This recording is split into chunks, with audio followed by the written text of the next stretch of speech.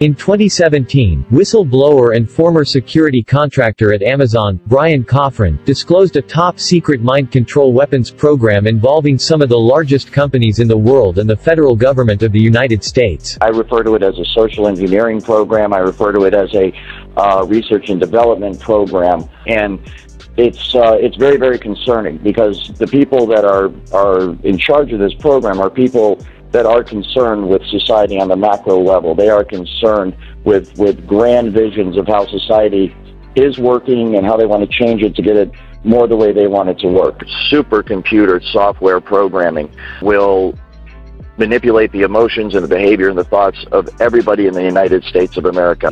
And it can all be done remotely. It can be done simply by targeting you with the frequency, locking into the resonant frequency of your DNA and your mind, and in that manner completely track and trace and control you 24 hours a day. Dr. Church, the Financial Times had a write-up about an effort in Switzerland called the Blue Brain Project. It goes a little technical, but it says in stimulating neural circuitry, it's involved in the process is an IBM Blue Gene supercomputer feeding data from the studies of real brains to build a virtual brain. Can you expand on that? Sure. We do hope, as we did in the Genome Project, to have an internationally coordinated project. What we're doing in the United States already and will in the brain activity map include computational modeling. But the emphasis will be on measurement and stimulation, which allows you to test the models that are developed in computers. We're going from outer space, detecting dark matter, to inner space, seeing about our brains, using DNA at every step, and most importantly, using citizen science. The next generation of sequencing devices may well be these molecular electronics hybrids, which so-called nanopore sequencing, where we have DNA polymerase that helps couple to ion channels, and you basically convert DNA information into ionic information into computer information. So that's going from DNA to ions, but for the brain, we're interested in the opposite, going from ions to DNA. You can imagine very inexpensive biological cameras, and you could have all the neuronal firings in the brain, which could be encoded into DNA. And we now have molecular nano devices that can do this. They can go from light to DNA, and they can go from ATP, other small molecules of DNA. So ions to DNA, and these are some of the graduate students and postdocs involved in this project. Ions to DNA, we have the ion channels that are going through the spiking, or in some cases the non-spiking behavior that Ted talked and Ed talked about. But here it's influencing the fidelity of the DNA polymerase, so that the time series of the calcium, say, turns into a spatial series of changes in the DNA sequence, which you can then read out or compute on. And not just for the RNAs and other molecular identifiers, but what the brain was thinking during activity. This information is then downloaded and stored on a computer in a highly secure, classified site on servers that are guarded by some of the tightest security in the world. This results in the individual's entire day, everything they see, everything they hear, everything they experience, and everything they feel being recorded till the end of time. There are a few things where we may or may not admit it, but they're limited by our storage capabilities. So for example, if we could store everything, we wouldn't be throwing out data. We wouldn't be writing on top of reusing disks and tape drives. If we could store, say, video information over a broad set of the Earth, you can imagine very inexpensive biological cameras that could encode it into the DNA, and you could have very exhaustive archives of this. It is used to look through eyes and ears, so that basically every walking human being in the city of Seattle is a walking, talking camera and a walking, talking audio microphone that can be seen through and heard through. And it's important to note that this is not just a program that's run by SIS or Amazon, that the federal government is involved, and this is obvious based on the capabilities of the program and the scope and scale of the program. We're talking about the entire city of Seattle, downtown, and many of the boroughs that are under the influence not only of this technology, but are under the influence of a surveillance program. So when you think about the amount of data, so at 40,000 genomes, just ACs, Gs, and Ts, we're now at 4.65 petabytes of data. With 1 million genomes, it would be well over an exabyte of data. So that doesn't include all the imaging data, all the lab data, everything else.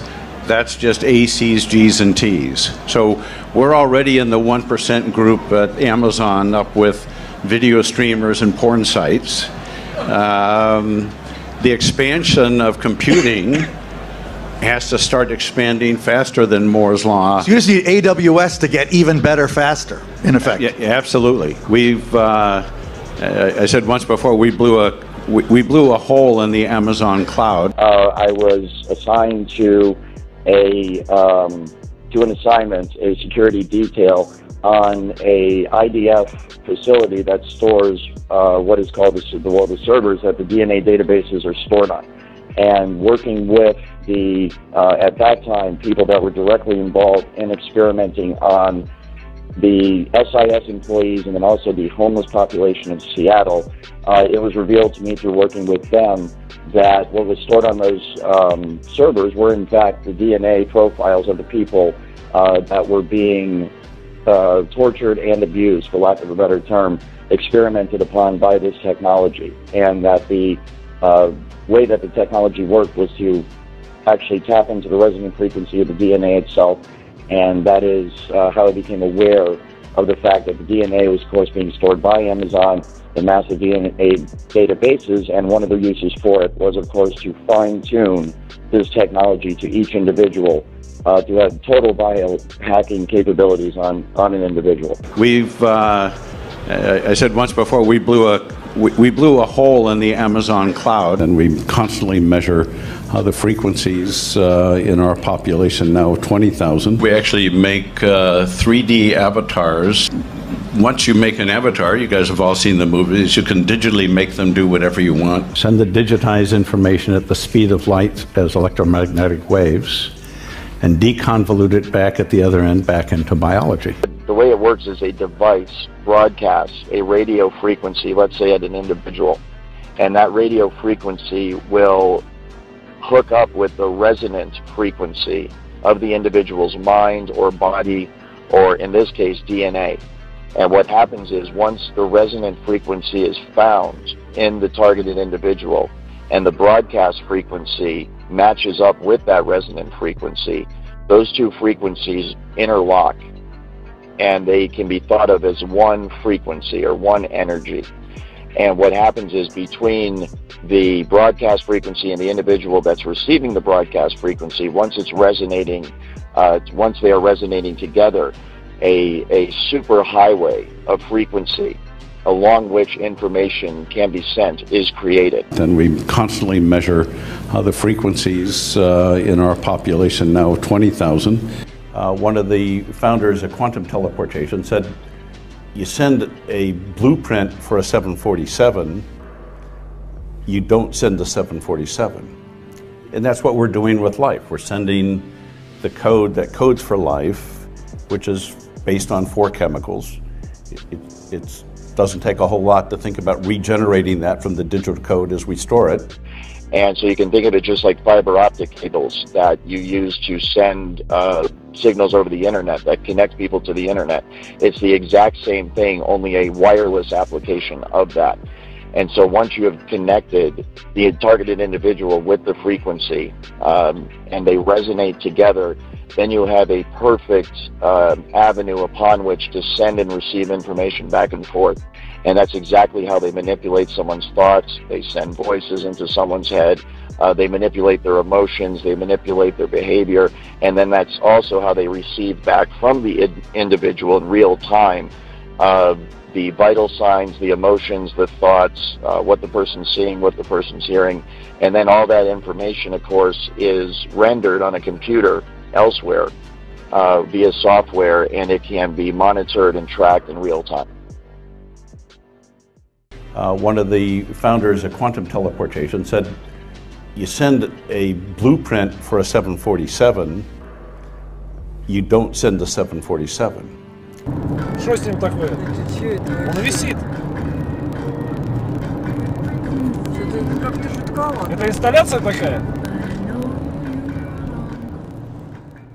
One of the founders of quantum teleportation said, you send a blueprint for a 747, you don't send a 747. Самолет застрял в текстурах, как бы. Сука. Это реально самолет. Ты смотри, как он медленно просто. Вот посмотрите на шапки деревьев, как он, сука, медленно летит. Что такое-то? Что это вообще такое, друзья? Привет. Он, может, падает, блин? Может, что-то ему хуёво там? Да, не вряд ли. Сейчас он бы... One of the founders of quantum teleportation said, you send a blueprint for a 747, you don't send a 747. Чё? Ты что такое, макет?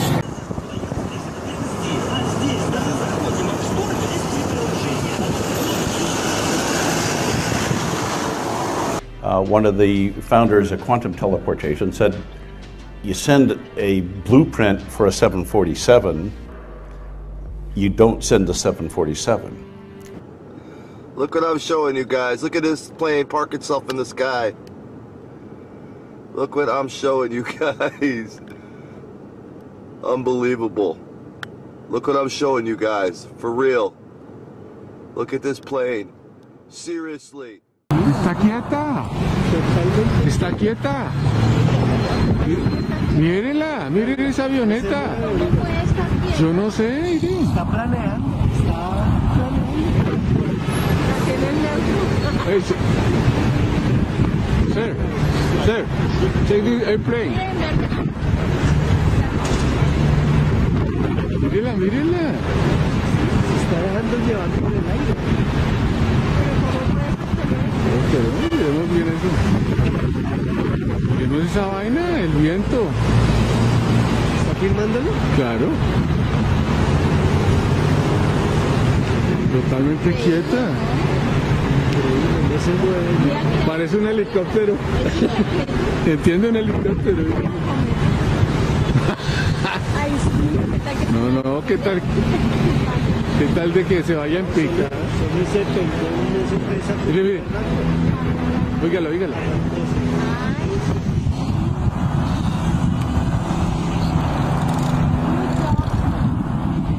Sir, it's not moving. It's not moving. No, it's landing gears down. That is bull. It's like it's stuck in time or something. One of the founders of quantum teleportation said, you send a blueprint for a 747, you don't send a 747. At that. Wow. That is the craziest one I've ever seen, and I've seen hundreds. Wow. So blatant. So blatant. Is that the moon? That's a moon?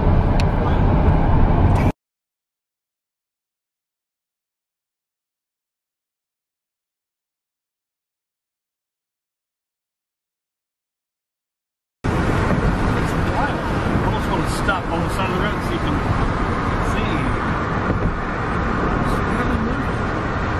That is crazy.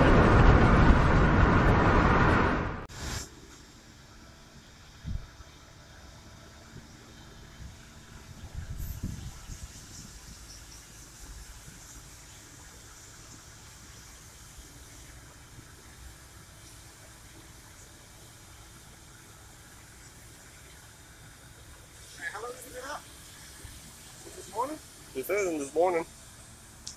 Like, you run out of gas, bro. The airplane has been in the same spot for hours. It's better. I gotta run out of gas.